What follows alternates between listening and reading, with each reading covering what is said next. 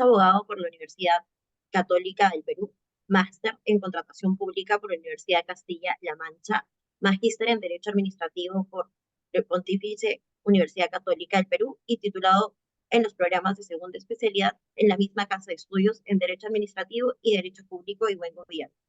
Ha sido ponente en diversos talleres y cursos especializados y es autor de artículos de investigación. Actualmente labora como abogado senior, especialista en contrataciones del Estado para Claro Perú, docente universitario en diversas casas de estudios, árbitro y adjudicador de la nómina del Centro de Análisis y Resolución de Conflictos por la Católica Universidad Pontífice y responsable de la línea de investigación de buena administración y contratación estatales del Grupo de Investigación de Derecho y Gobernanza Pública del Perú, de la Casa de Estudios, de la PUC. Estimado doctor, le deseo la bienvenida y agradecemos su participación en este curso. Muchas gracias por la bienvenida. Bueno, eh, el tema de análisis de casos eh, podría abordar bastante tiempo. Entonces he hecho una presentación bastante breve, ¿no? Porque me gustaría también que la ponencia del día de hoy sea un poquito práctica también. Precisamente por ello vamos a ver brevemente también un caso que en su momento fue el caso del MUD de arbitraje del APTA 2021 organizado por la San Marcos, donde tuve el honor de ser miembro de uno de los coach del equipo que ganó o obtuvo, ¿no?, el primer lugar.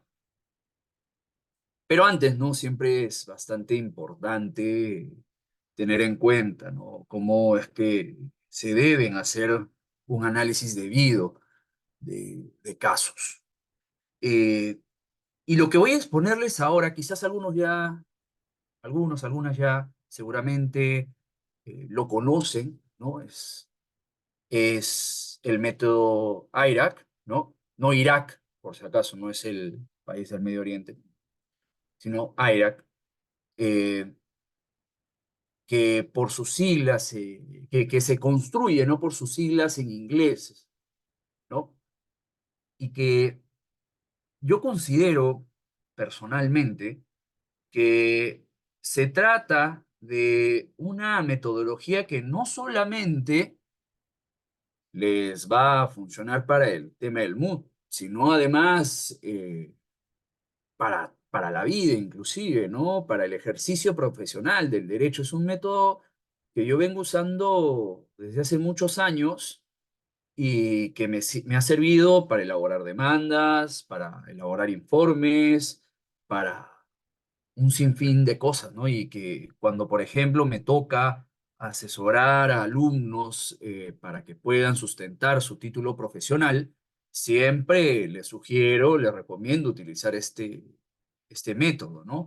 Y qué duda cabe, también es bastante aplicable para la situación de los MUDs. Es muy, muy aplicable al, al caso concreto de los MUDs, ¿no? Y bueno, sin más preámbulo, ¿no? ¿Qué implica el método IRAC, ¿no? Cuando nosotros queremos entender un caso, porque la labor del abogado, esencialmente, ¿no? Yo no quiero decir que sea la única, pero gran parte de la labor que realiza el abogado consiste en el análisis de casos puntuales, ¿no? En la universidad a uno le enseñan las instituciones jurídicas, conceptuales, la norma, etc., pero eh, no te enseñan cómo es el derecho en la cancha, ¿no? Uno eso lo va aprendiendo conforme va adquiriendo conocimientos en el ejercicio profesional. Ya les puedo decir yo que cuando me tocó capacitar a jueces del Poder Judicial en materia de contencioso administrativo, yo no podía ir a explicarles el derecho a personas que lo ven todo el día, que lo viven todo el día, que lo conocen. Seguramente la normativa la saben más que uno. Y es ahí donde el derecho se vuelve clínico, ¿no? Se vuelve clínico porque su manifestación en la realidad, en los hechos, ¿no? En cualquier coyuntura se da a partir de las particularidades de cada caso, ¿no? Hay casos que, y lo vamos a ver ahora, en el caso del acta del 2021, donde las interpretaciones son múltiples, ¿no? El derecho nunca ofrece una sola respuesta. Siempre hay múltiples respuestas, ¿no? Es una disciplina donde la interpretación y los métodos de interpretación eh, sugieren, terminan arrojando eh, distintas opciones que pueden ser todas igualmente válidas, ¿no? Y entonces, ¿en dónde está el truco? ¿No? En la persuasión, ¿sí? El derecho es una clara manifestación del arte de la persuasión. Porque no olvidemos que cuando uno hace un análisis de caso, tiene que procesar mucha, pero muchísima información, que puede ser muy compleja también, sobre todo porque nosotros, y seguramente les ha ocurrido a muchos de ustedes, han elegido el derecho porque no les gustaban las matemáticas o no les gustaban otras disciplinas, ¿verdad? Y nos ha tocado, o seguramente nos va a tocar leer informes periciales donde parece que están hablando en chino, ¿verdad? Y esto se puede volver en un verdadero dolor de cabeza, ¿verdad? Y ahí radica también los skills de un buen abogado, porque una cosa es ser abogado y otra cosa es ser un buen abogado, ¿sí? Partamos de eso. Y quien quiere ser un buen abogado tiene que aprender a discriminar la información útil de la que no lo es, ¿sí? Y precisamente el método IRAC, que justamente como yo les comentaba, que es un acrónimo en inglés de las palabras issue, rule, application and conclusion, y que ha sido avalada por muchas universidades de renombre, ¿no? Del mundo anglo, Universidad de Cambridge, por ejemplo, ¿no? Y que es muy interesante para abordar y resolver cuestiones jurídicas, pero esto de manera sistemática, porque seguramente les ha ocurrido a quienes recién están iniciando sus prácticas profesionales, me ha ocurrido también, ¿no? Que cuando se hace un análisis de caso, uno lee, se emociona, ¿no? Empieza a notar, oye, no, acá aplica este artículo, acá aplica el otro. Vamos con calma, ¿no? La emoción a veces nos gana y mientras vamos leyendo un caso, ya pensamos que la solución la tenemos al finalizar y para nada es así. Incluso cuando hablamos de casos fáciles, ¿no? Casos sencillos. Ni qué decir de los casos difíciles, ¿no? Si hacemos referencia a la tipología que hacía Hart sobre los tipos de casos en el derecho. Entonces, ¿qué se hace con el método IRAC? ¿No? ¿Qué quiere decir que hablemos de issue, rule, application and conclusion? ¿No? Eh, Issues son hechos, ¿no? Y yo no estoy hablando de una traducción literal, ojo, ¿ah? Vamos a ver por qué me refiero de esta manera a cada acrónimo. Issue, hechos, rule, normas, application, análisis y conclusion, conclusiones. Todo análisis de casos debe pasar, o al menos yo sugiero, ¿no? Por estas cuatro etapas para poder decir he hecho un buen análisis de determinado caso. Como yo les comentaba, ¿no? Esto lo vengo aplicando en casi toda mi experiencia profesional desde hace muchos años, porque como seguramente ya les ha ocurrido, cuando empecé mis prácticas profesionales, leía un caso, ¿no? Yo empecé a practicar en la Procuraduría Pública de Los y me asignaban un casito, ¿no? Yo lo veía y, y creía, ¿no? Al finalizar de leer la demanda, que ya tenía la respuesta, ¿no? Oh, este caso ya está hecho. Y al momento de redactar, o sea, veo en retrospectiva, ¿no? Cómo redactaba y me genera cierta emoción también verlo porque me hubiera gustado haber sabido de esto desde un inicio, ¿no? Pero bueno, es así. Y veo que mis escritos eran con el perdón de mi yo del pasado, eran un desastre, ¿no? Norma por aquí, hecho por allá, análisis por aquí, conclusión por arriba. Uf. Y esto es importante porque también, no solamente para establecer un orden al momento de trabajar, sino además porque permite que el interlocutor, y hablamos de un juez, hablamos de un árbitro, eh, el jurado que seguramente van a tener si es que participan en un MUT, el jurado, cuando ustedes hagan una sustentación de grado, le permite entender mejor de lo que uno está hablando. Y esto es sumamente importante porque si nosotros redactamos, elaboramos un análisis de caso, no es para quedarnos con él en casa y enmarcarlo, leerlo en nuestros momentos de ocio. Es para presentarlo ante un tercero que va a evaluar dicho análisis, ¿no? Como ya les comentaba, que puede ser un juez, un árbitro, etc.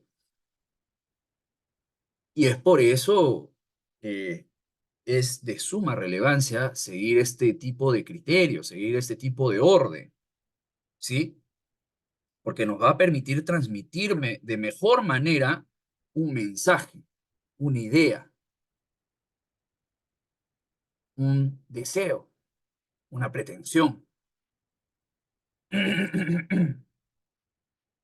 Y nos va a permitir contar una historia de tal manera que generemos persuasión, que convenzamos a quien nos lee, a quien nos escucha, que es, valgan verdades, la finalidad última del análisis de casos, ¿no? Generar ese convencimiento en la persona que va a evaluarnos, ¿no? Porque yo puedo haber hecho un informe muy bien logrado, ¿no? Pero si no le he dado el orden debido, la metodología debida, yo lo puedo entender perfectamente, pero lo que yo entiendo no necesariamente lo va a hacer otra persona, ¿verdad? Entonces comenzamos con cada una de las... No, bueno, como les comentaba, ¿no? Se trata de un método de razonamiento lógico, simple y efectivo. No es tan complejo el método AIRA como podría parecer, ¿no? Pero nos sirve para efectuar un debido razonamiento jurídico, ¿no? Fundamentar debidamente nuestra postura y convencer, ¿no? Este método tiene una carga de poder de convencimiento brutal. Lo que busca es, oye, mira lo ordenado que estoy yendo, mira cómo yo te voy contando una historia, ¿no? Porque mal que bien, los abogados, y esto nos atribuyen, nos achacan o, comúnmente, eh, se tiene este prejuicio de que los abogados confundimos, ¿no? Tratamos de atarantar con nuestra redacción, con nuestra forma de expresarnos, con nuestra forma de transmitir nuestras ideas, ¿no? En ese atarantamiento es donde logramos nuestros objetivos, lo cual es bastante prejuicioso, ¿sí? Y precisamente este método es el que nos va a permitir eh, evitar este tipo de prejuicios, ¿sí? Issues, identificación de la cuestión legal, ¿no? La primera etapa del método IRAC se debe enfocar en identificar y definir la cuestión legal central que requiere una resolución, ¿sí? Y es ahí como ya les comentaba, ¿no? Donde vamos a hacer dos cuestiones muy importantes. Identificar cuáles son las preguntas legales que yo quiero responder a partir de mi análisis de caso. Y siempre va a haber una pregunta principal, pero esta pregunta principal no va a ser la única en lo absoluto. Siempre podremos ver que existen inclusive otro tipo de preguntas que vendrían a ser las preguntas secundarias, que por más que sean las secundarias, no quiere decir que no sean igual de relevantes, pero que son cuestiones conexas a, a la cuestión principal. Entonces, un primer paso en el análisis de casos es que uno debe realizar una lista de preguntas que quiere responder a partir de la redacción de, por ejemplo, la demanda, el informe, etc., ¿no? Y esa es una de las partes en las que se enfoque la etapa de issues, ¿no? Identificar qué preguntas yo quiero absolver a partir de la postura que estoy asumiendo, ¿no? Y vamos a ir desmenuzando el caso, ¿no? Planteando cuestiones que estén vinculadas a este y que nos permitan llegar a una solución que sea favorable a la parte que estamos defendiendo, ¿no? Una vez identificadas estas preguntas, que puede ser la pregunta principal, preguntas secundarias, ¿no? Pregunta principal 2, inclusive, a veces ha ocurrido cuando son muchas materias las que se están ventilando, es la narración de los hechos. Y esto muchas personas piensan que es, qué fácil, ¿no? Vamos a señalar fechas y ya, ¿no? Como el día 27 de marzo del 2023 ocurrió eso, ¿no? 2 semanas después ocurrió tal cosa, y bla, bla, bla, bla, bla. Y es la peor manera de redactar los hechos eh, en cualquier tipo de documento legal. La peor, ¿sí?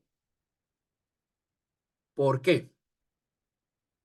Eh, la elaboración y análisis de casos, y por eso yo les decía, el arte del derecho tiene mucho que ver con el arte de la persuasión, ¿no? Y esta persuasión eh, va como una sinfónica, en la medida que las sinfónicas siempre tratan de ir de menos a más, ¿no? Salvo algunas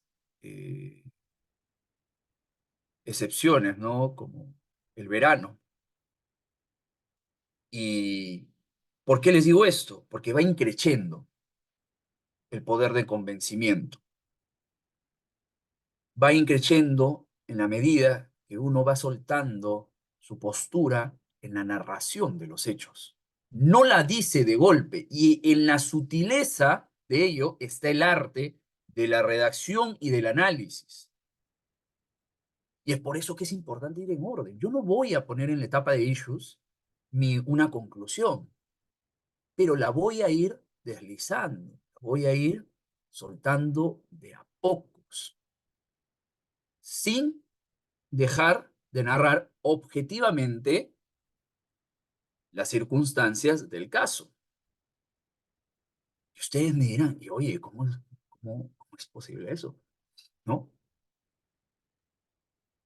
Y les pongo un ejemplo bastante sencillo. No es lo mismo decir que mi cliente iba caminando por la avenida Javier Prado a las 11 de la mañana el día 5 de de noviembre del 2023. ¿Ya? Sí. A decir, mi representado iba tranquilamente, sin molestar a nadie, en trayecto a su trabajo, como todos los días, por la avenida Javier Prado, a las 11 de la mañana, no sé, el 5 de noviembre. ¿Ven la diferencia, el contraste que hay entre una expresión y otra? Una expresión simplemente estoy diciendo, oye, este tipo iba caminando por ahí. En la otra, yo estoy dando a entender que sí, sí iba caminando por ahí, pero ya soltando ideas de que en principio mi cliente iba sin molestar a absolutamente nadie, ¿no? O cuando decimos, oye, en tal fecha ambas partes suscribieron el contrato. A decir, en tal fecha, mi representada de buena fe suscribió dicho contrato. Esta palabra, estas dos palabras, aunque parezcan chamullo, floro, no lo es, porque la institución de la buena fe en el derecho civil tiene amplio desarrollo. La buena fe se presume, la mala se demuestra. La presunción de buena fe. Claramente, en esta etapa de los issues, yo no voy a decir, oye, la buena fe, según Castillo Freire, según Osterli, etc. No voy a empezar ahí, que no toca. Pero ya estoy soltando un poco o adelantando un poco de lo que va a ser mi argumentación. ¿Verdad? Entonces la narración de los hechos tiene que ser una mezcla de convencimiento con sutileza. Mientras más sutil, mejor. Porque yo ya voy enrumbando el cómo se debe entender el caso, sin dar muestras de subjetividad, ¿verdad? Tratando de contar una historia que me favorezca, que me haga ver bien en la fotografía. Y esto también tiene cómo yo planteo las preguntas del caso. Porque yo no voy a plantear una pregunta de tal manera que su lectura parezca que me desfavorece. Lo peor que podría ser yo. Tengo que también plantear las preguntas del mismo modo en las que vengo narrando la historia. Y eso es de suma relevancia porque al margen de la introducción y demás cuestiones, la narración de hechos es la primera carta de presentación ante el interlocutor. Tan es así que cuando termine el interlocutor de leer los hechos, ya sepa cuál va a ser tu posición, sin necesidad de leer el análisis, las normas aplicables,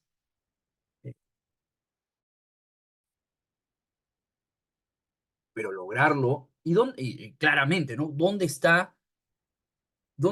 se radica lo complejo de esto? En la sutileza, ¿verdad? Mientras más sutil, mejor. Y es por eso que esta parte no es solamente una identificación de fechas,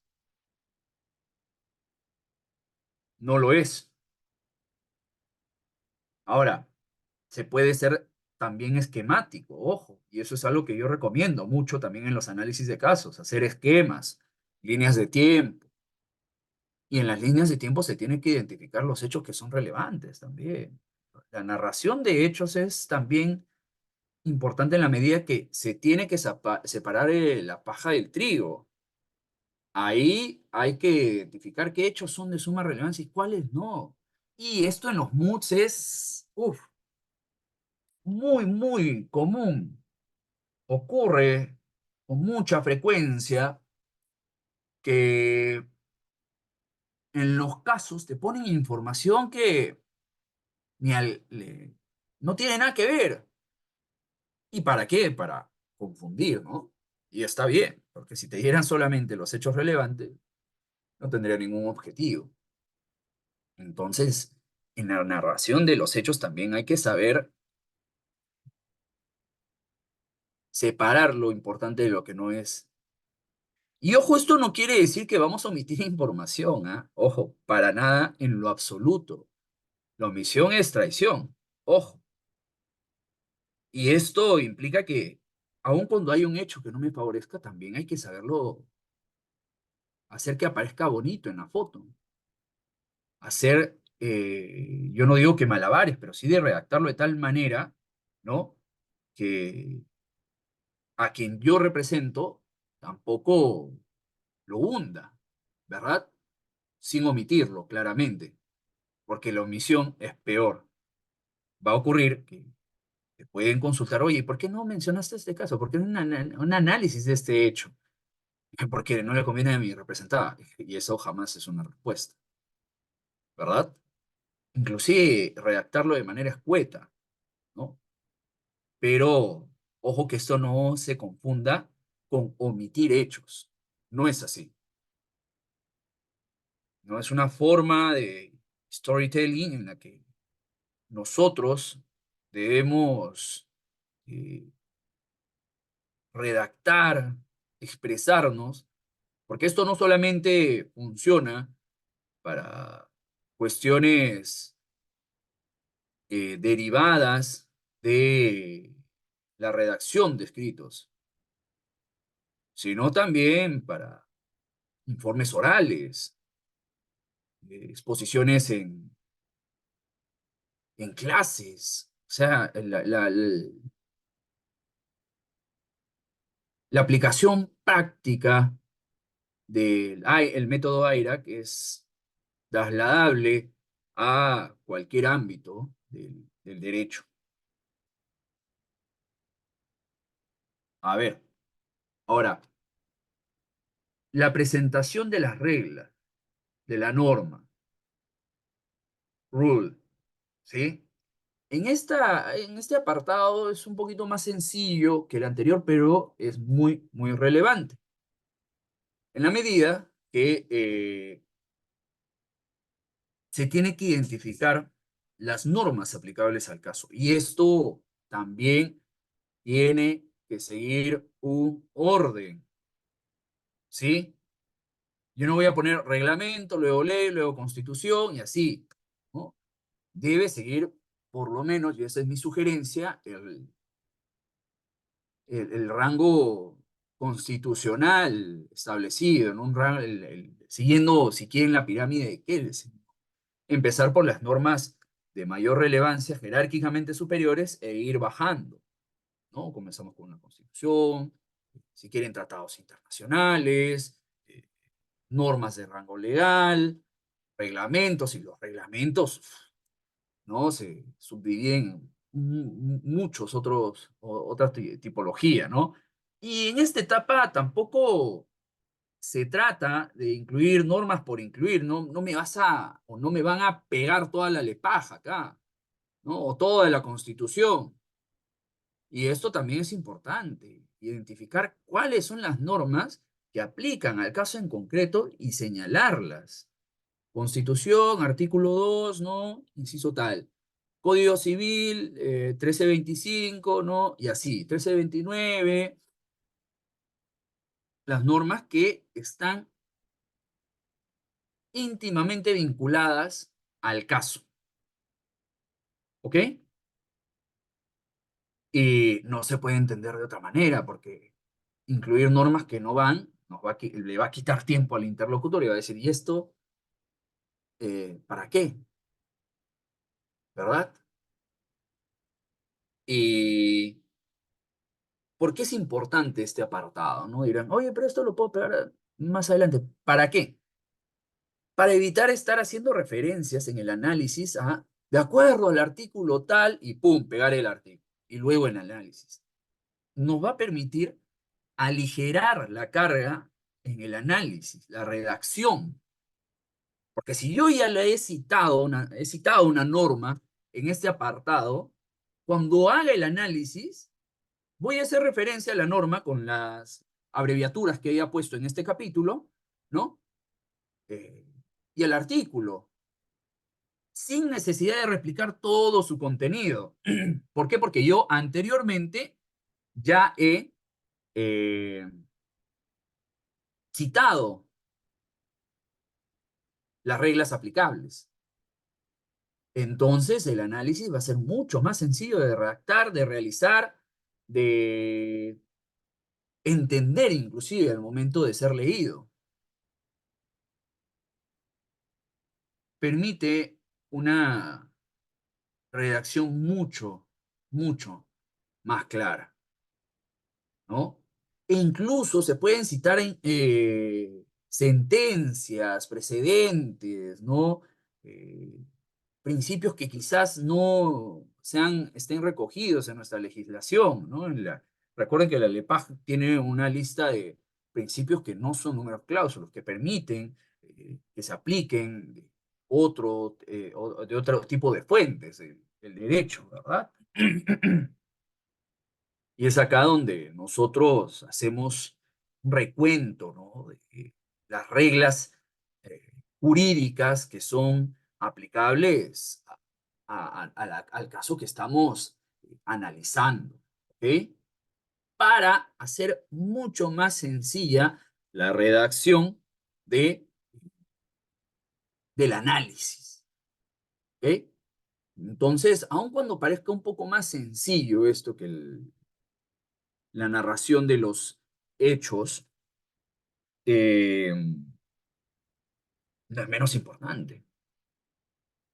Es cada etapa eh, que vamos a observar en el método AIRA, tiene como son 4 etapas, de un 100%, tienen una relevancia de 25% cada una, sin ser una más importante que la otra, ¿ok?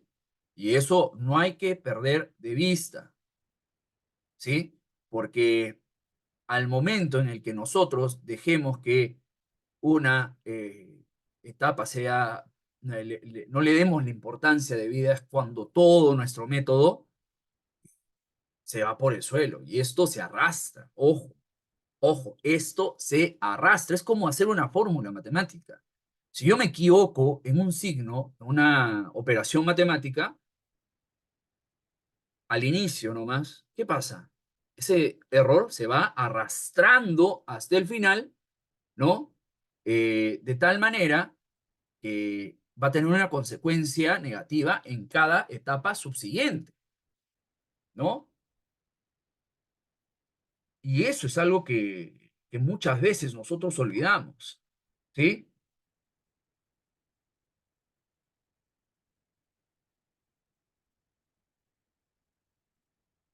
La application o análisis, aplicación de la regla a los hechos. Y esta es seguramente la parte favorita de muchos de nosotros, ¿no? En donde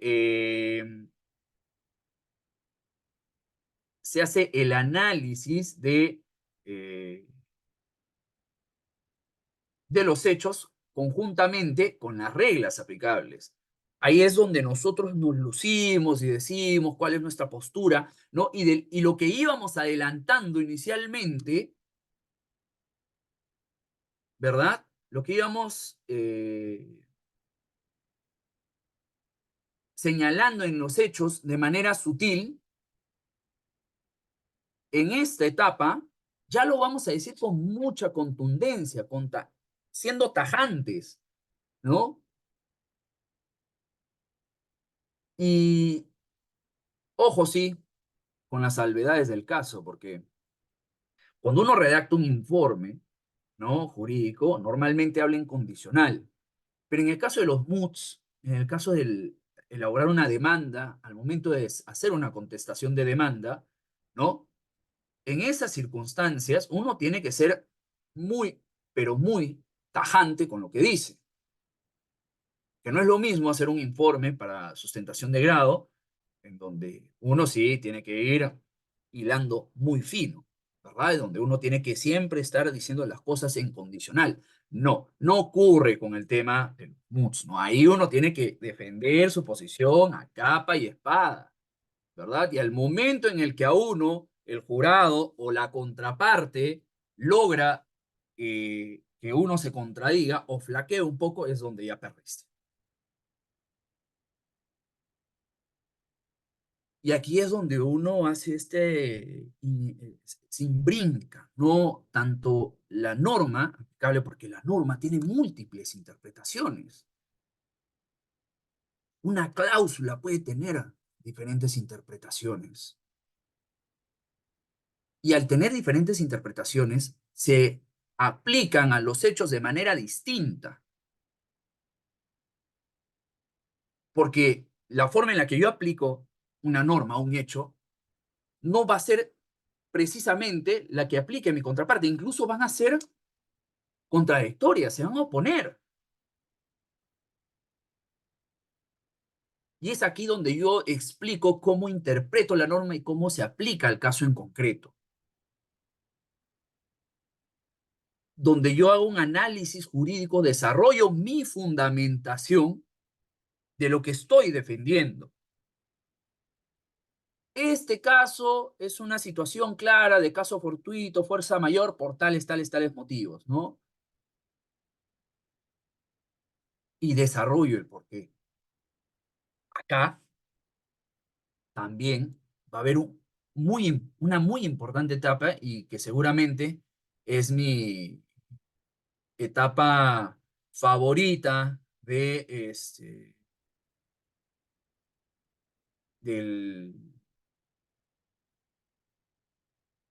del análisis de casos, ¿no? Me encantaría haber podido hablar de esto, pero es un mundo aparte. Pero para mí, esta etapa que les voy a comentar es una de las esencias del derecho, uno de los pilares del derecho. Porque el derecho sí es teórico, es normativo, pero ¿cómo sustentas, ¿no? Que una situación que tú señalas es verídica. ¿Cómo yo puedo demostrar que mi enunciado A es cierto? A través de los medios probatorios. La actividad probatoria es un universo exquisito, amplio, de mucha importancia. Es una de las columnas que sostiene el derecho. Y es aquí donde también se hace el análisis de los medios probatorios, su pertinencia, ¿no? Eh, su aplicabilidad al caso. Y, y seguramente muchos de ustedes, o quizás no, no lo sé, sabrán que en el mundo del derecho no hay una prueba que dé certeza al 100%, una prueba absoluta, por así decirlo. No existe. Es muy difícil encontrar eso, ese tipo de situaciones, ¿no? Y si a uno le ha tocado defender un caso en donde ya la prueba es clarísima, ¿no? Que bien por ellos, ¿no? Porque tienen un caso fácil. Pero el derecho normalmente y en la práctica profesional se van a dar cuenta, no es así, para nada, ¿sí? Y al no ser así, el derecho se construye mucho a partir de la prueba indiciaria. Como bien señalaba Bullard en su artículo sobre la prueba indiciaria, eh, es como armar un rompecabezas, pero de las 100 piezas yo solamente tengo 70. Voy armando un rompecabezas eh, y cuando ya he terminado de acomodar la mayoría de las piezas, veo que el rompecabezas es de un conejo. No tengo todas las piezas, pero de lo que he podido armar, veo, ¿no? Y veo que es un conejo. O como cuando tienen un recorte de un periódico partido, digamos, una página de un periódico partido por la mitad y vemos que la mitad de la imagen es, digamos, ¿no? La presidenta Dina Boluarte. no necesito la imagen completa para decir que es ella, porque mal que bien, todos sabemos quién es. Nos bastó la mitad de una imagen para saber qué es esa persona. Entonces, lo mismo ocurre con la recabación de pruebas, el análisis de pruebas. En la mayoría de casos, no sé si estoy exagerando, digamos el 90%, ¿no? Estos se construyen a partir de la prueba indiciaria, ¿no? De pruebas que fehacientemente demuestran que estamos ante una verdad indiscutible. Eso no ocurre. A mí me ocurrió contadísimas veces, o sea, más de 5 no. Puedo contar con los dedos de una mano. Entonces, esta etapa es también igual de importante porque acá se hace el análisis, la aplicación de las normas a los hechos, la evaluación de los medios probatorios, cómo es que mi medio probatorio es de relevancia para resolver el caso. Y vamos a ver cuáles son las implicancias de resolver este caso, perdón, de la aplicación de la norma y de los medios probatorios al momento de resolverse este caso. Yo voy conduciendo, ¿no? Mira, esta norma aplica por tales motivos, ¿no? A esta situación.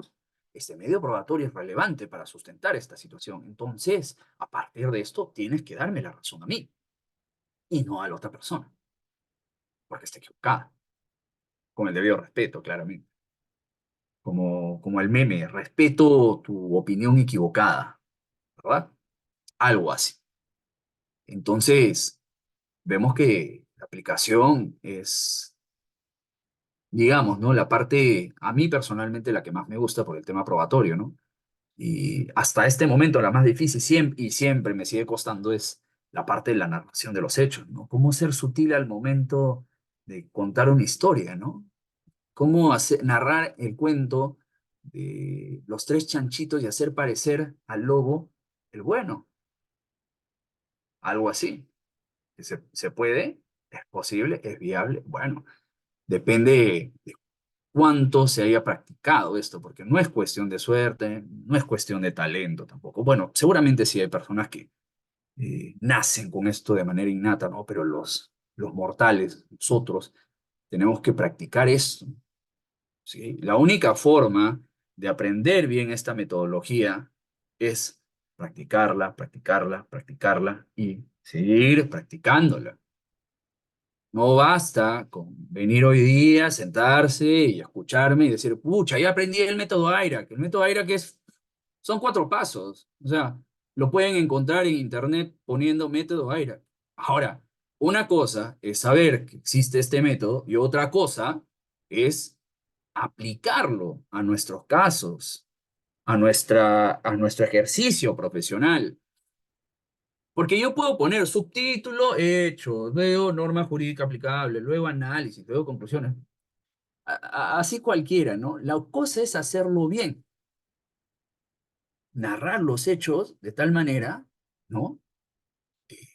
Que ya genere cierta convicción, pero siendo muy, muy perspicaces, ¿no? O como dirían en buen cristiano, caletamente, ¿no? Y un estándar, como yo les comentaba, ¿no? Es hacer quedar bien al villano de la historia, ¿no? Eso es lo difícil. Esa es la parte más complicada, ¿no?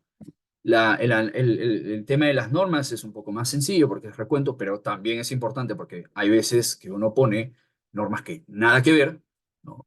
Y otras, el orden, ¿no? El orden es de suma relevancia también en la cuestión normativa, ¿no? La jurisprudencia, etc.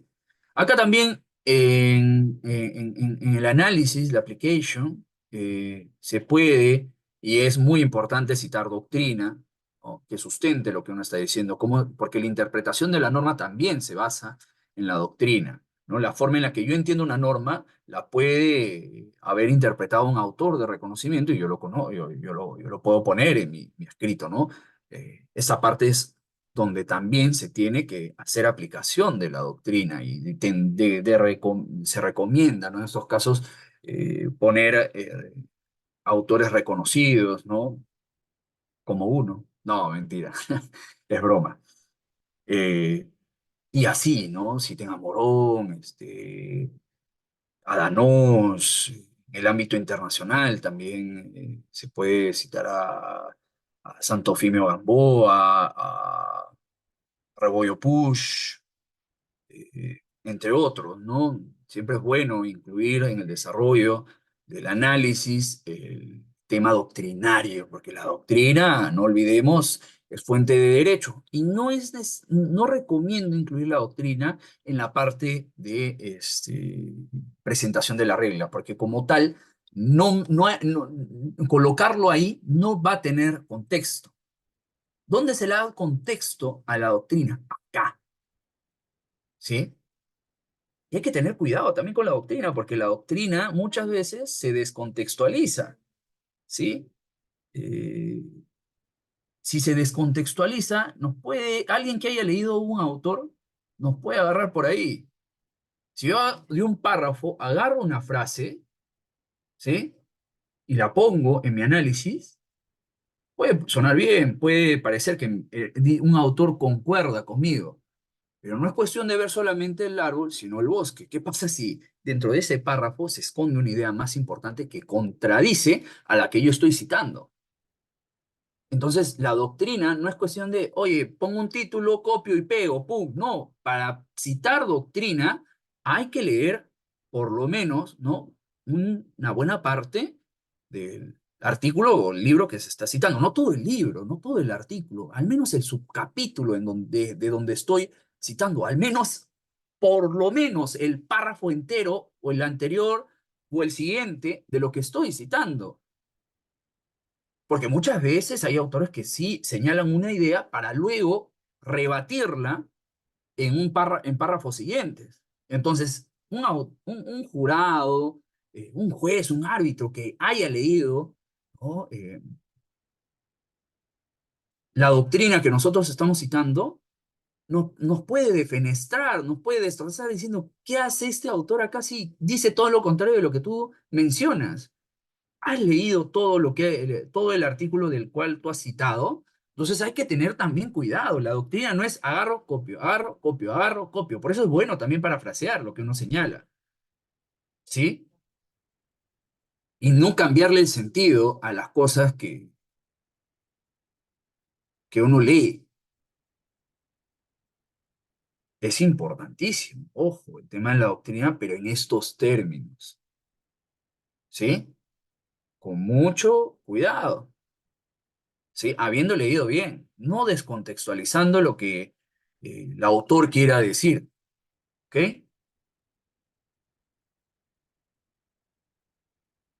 Y finalmente, ¿no? Se lleva a una conclusión.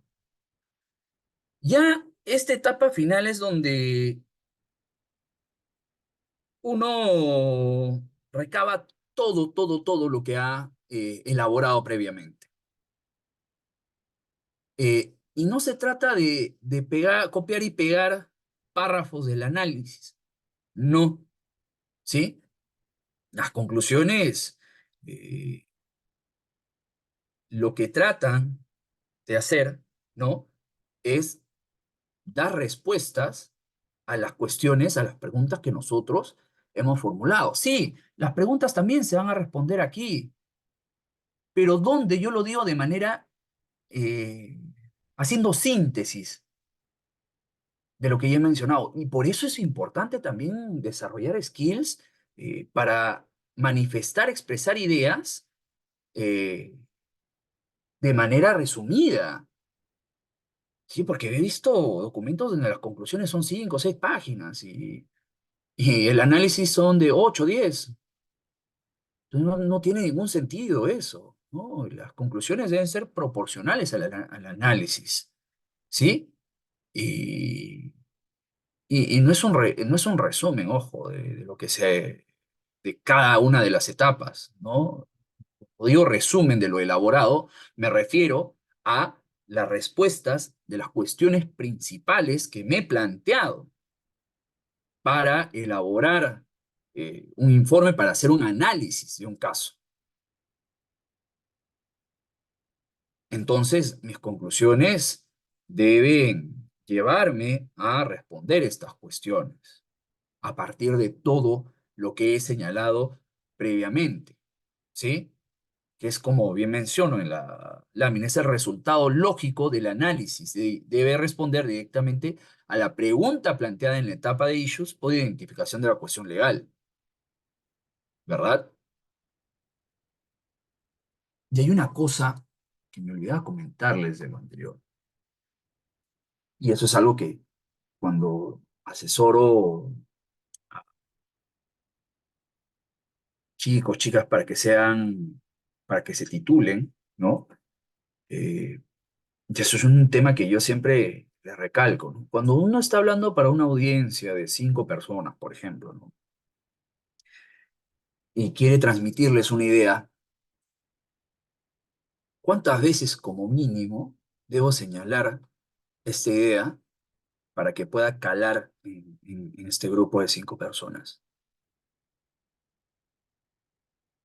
¿Cuántas creen? Estoy dando un discurso,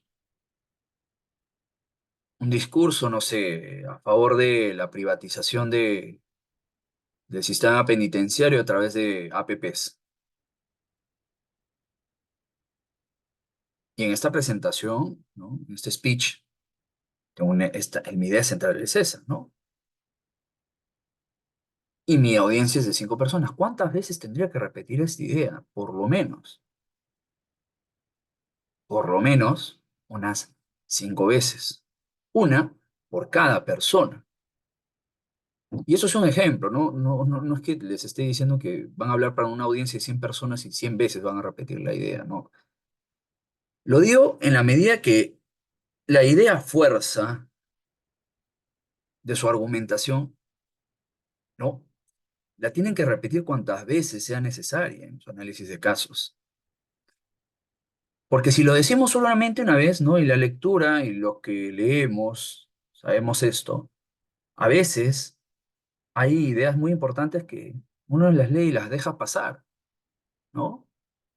Más cuando hablamos del ejercicio profesional de la carrera del derecho, donde uno lee con suma rapidez las cosas que le dan, ¿no? Para poder sacar los temas adelante.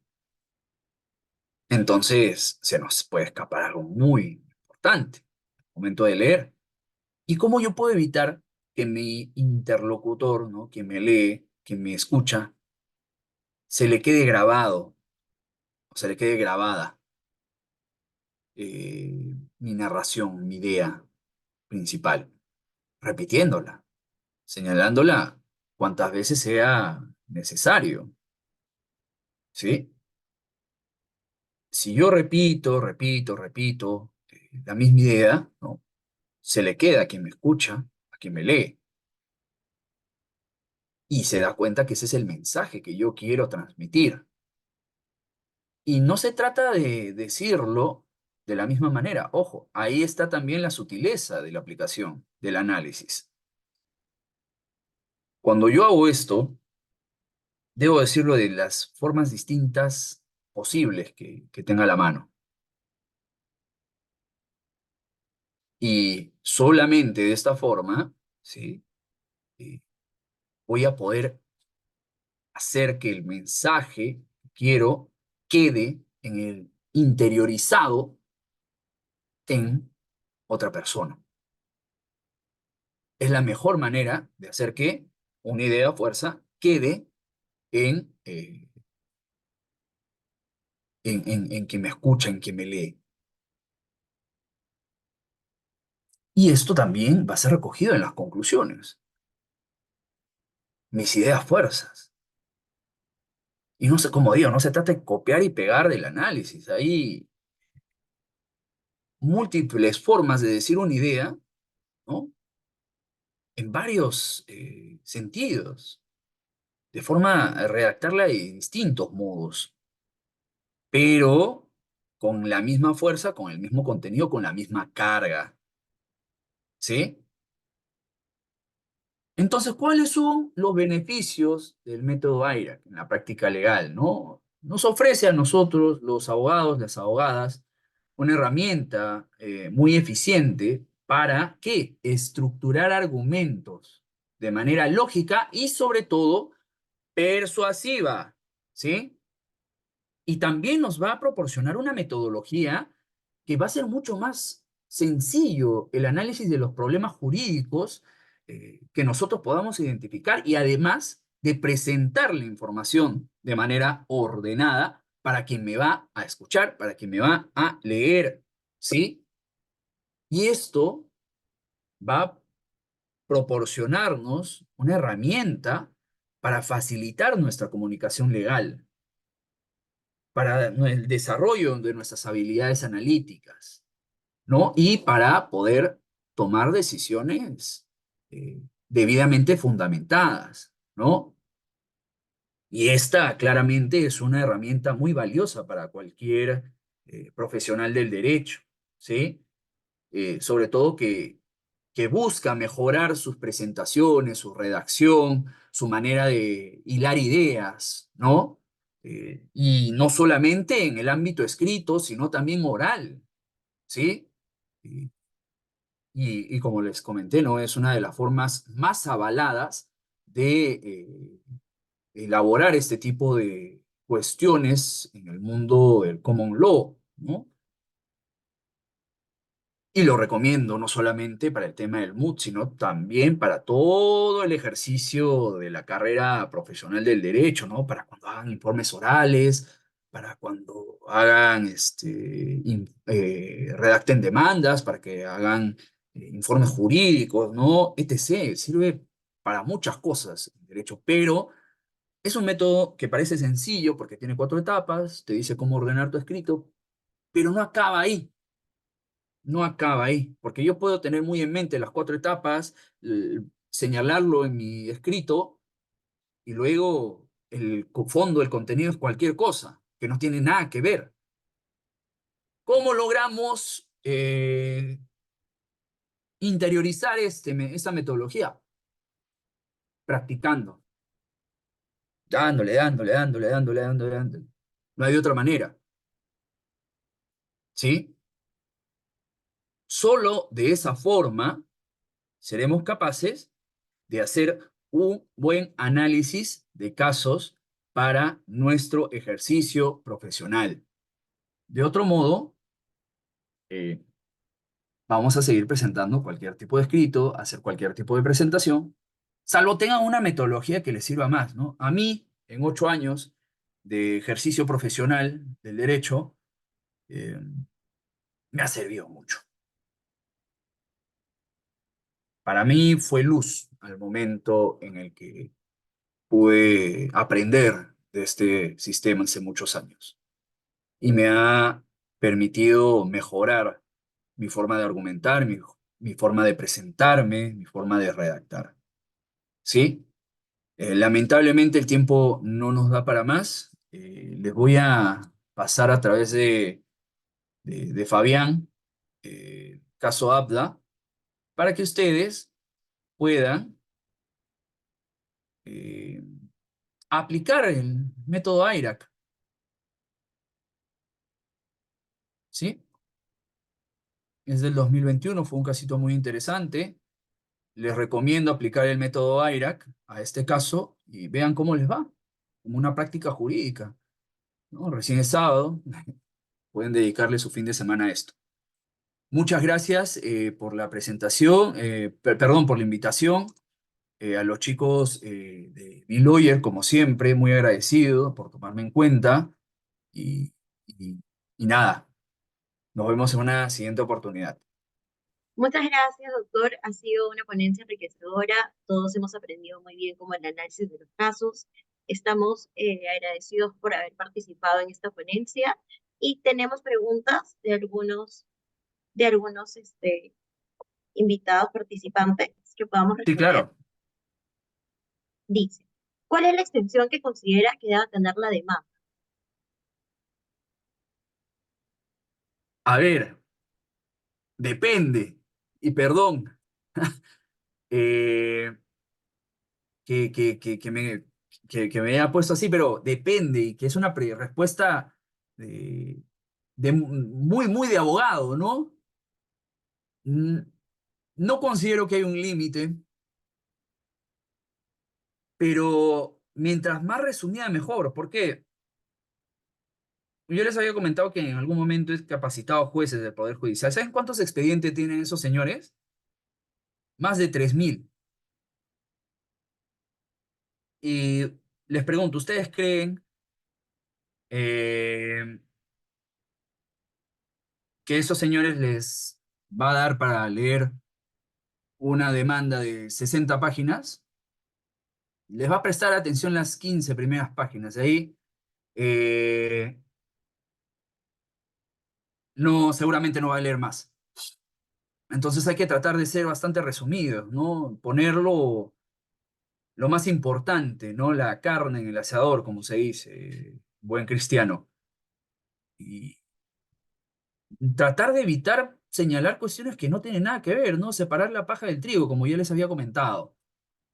Y eso es bastante importante, ¿no?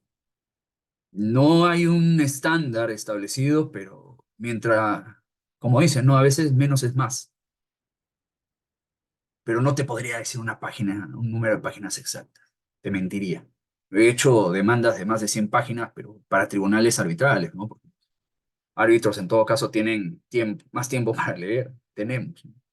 Eh, pero sí, puede ocurrir. A ver, eh, ¿alguna otra pregunta?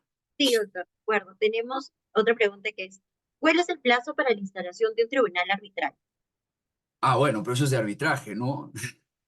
Yo preferiría preguntas de la metodología eh, que Otra pregunta estamos de eh, Andrés. analizando. No, pero la respondo, ¿no? En todo caso, depende de cada institución arbitral, no lean el reglamento, ¿no? En principio, por ejemplo, en el Centro de Arbitraje de la Católica se otorga un plazo de 5 días para que el árbitro acepte el cargo, ¿no? Si es árbitro único, por ejemplo, ¿no? Y una vez aceptado, se le da 5 días a las partes para que puedan presentar una recusación o un escrito, ¿no? En contra de la imparcialidad del árbitro. Y si no es que se ha presentado, ya se entiende como instalado, ¿no? Y se van a establecer las reglas para el proceso arbitral, ¿no? Pero, a ver, preguntas sobre la metodología, ¿no? Ya cuando organicemos con los chicos de Biloyer un curso de arbitraje, todas las preguntas de arbitraje que quieran. La siguiente pregunta de la compañera Andrea dice, ¿cómo podría comenzar la parte del análisis? Andrea, lo hemos comentado al inicio, con el planteamiento de las preguntas. Y lo van a ver en la presentación, se los voy a pasar a mis amigos de Biloyer. Eh, Todo análisis debe empezar con me pongo a leer a una primera lectura y a una segunda lectura, ¿no? Ya con el tema más o menos analizado, me planteo cuáles son las preguntas que quiero responder, a qué conclusiones más o menos quiero llegar, dependiendo de lo que estés defendiendo, ¿no? Y ahí vas a ir planteando preguntas que son útiles, que no son, que van al caso, que son de suma relevancia, y ahí vas a poder identificar cuál es tu pregunta principal o cuáles son tus preguntas principales y cuáles secundarias, ¿no? Pero todo análisis debe partir de eso. De acuerdo, doctor, muchas gracias. Como última pregunta tenemos, en las competencias del MUD, en las demandas, ¿considera que expresemos todo lo que realmente queremos señalar o sería bueno tener que guardar datos específicos para la fase oral? Eso es una muy buena pregunta, ¿sí? Yo recomiendo siempre los datos que pueden ser como que cartas trampa, para evitar cualquier cuestionamiento de la otra parte, dejar como Easter eggs, ¿no? Pistas de lo que uno quiere decir, porque si no dices absolutamente nada y recién lo dices en la etapa oral, como que puede dar cuestionamientos, ¿no? Pero si quieres darle, y ahí está la sutileza también, por eso digo, la persuasión y la sutileza van de la mano, ¿ok? Uno tiene que dejar breves pistas de lo que luego puede desarrollar con mucha más amplitud. Porque si es un argumento completamente oculto, la otra parte te va a decir, oye, esto no lo has dicho, en tu demanda no forma parte. No, sí, lo dije acá, brevemente, pero lo dije, ¿no? Y ahí está el arte. O sea, redactar, expresarse es un arte también, oye, que se practica con el tiempo, ¿no? Que hay que dedicarle tiempo y en la sutileza está el truco, ¿sí? Muchas gracias, doctor, por la respuesta. Tenemos como última pregunta de Flavio. Dice, ¿existen otros métodos para poder aplicar los casos aparte del IRA? Sí, claro, existen otros más, pero a mí personalmente, todos estos años de ejercicio profesional me ha servido mucho el AIRAC. Ahorita no recuerdo bien los otros nombres, pero sí, sí hay muchos más, ¿sí? Pero el que tiene mayor difusión, el más extendido es el método AIRAC. De acuerdo. Muchas gracias, doctor. Agradecemos la asistencia del día de No, hoy gracias a ustedes. y esperemos contar con sus próximas participaciones en otras ponencias. Por supuesto. Nos Que vemos. Muchos nos vemos. éxitos. Cuídense. Hasta luego. Gracias.